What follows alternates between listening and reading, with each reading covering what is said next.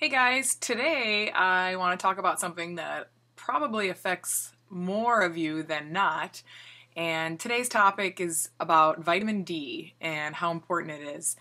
And probably just like you, I had no idea until I went through my cancer treatments.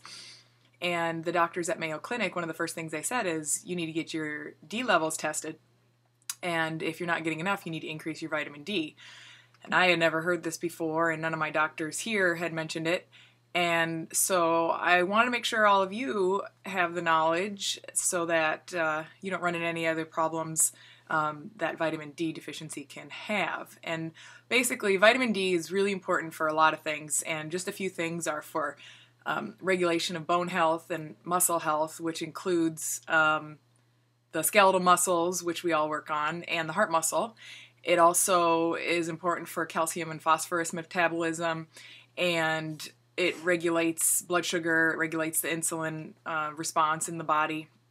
But one of the most important things that I found fascinating and what I learned is that it definitely, and a lot of studies are still going on about this, but it definitely is important in a lot of cancer prevention, and they have shown, it's proven in its importance in breast cancer, bladder cancer, colon cancer, ovarian cancer, prostate cancer, rectal cancer, and there's just lots and lots of studies going on about other cancers and other things that vitamin D is important.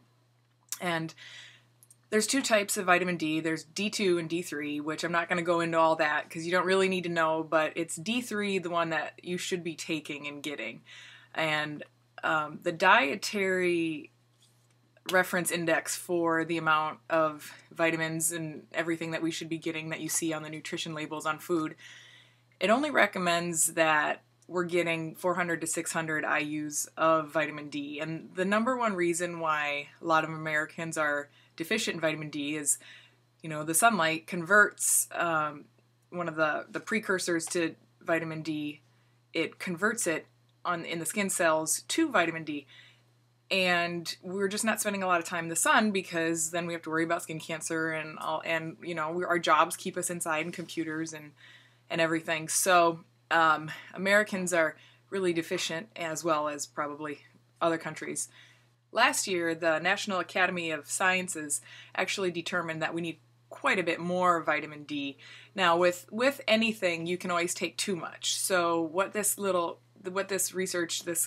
study had done is that they found that basically the upper limits of vitamin D, when it starts to be too much, it ranges from when we're little babies, newborns to 6 months is about 1,000 IUs, and goes up from 9 years old to well into adulthood. The upper limit is 4,000 IUs daily, and then that's a little too much, and it can cause other side effects. So what I recommend is that you get your vitamin D levels tested. Mine were low. I had no idea. It affects mood, it affects so many different things.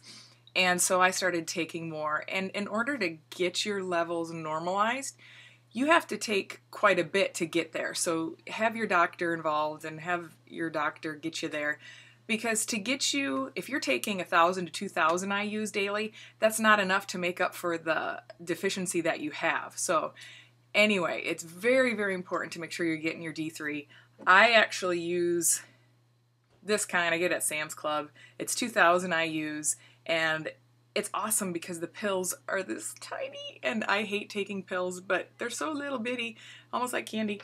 And anyway, so it's not hard to swallow, but just wanted you guys to know how important it was because I was glad I was told, and I wanted to do a video on this for a while. And then Michelle McDonald on Facebook, who has tons of information, she's awesome, she kind of posted a link and it just reminded me about how important it was to talk about. So anyway, get your vitamin D levels checked. Hopefully you're not deficient, but if you are, you can change that. So have a great day. Bye guys. Thanks for watching.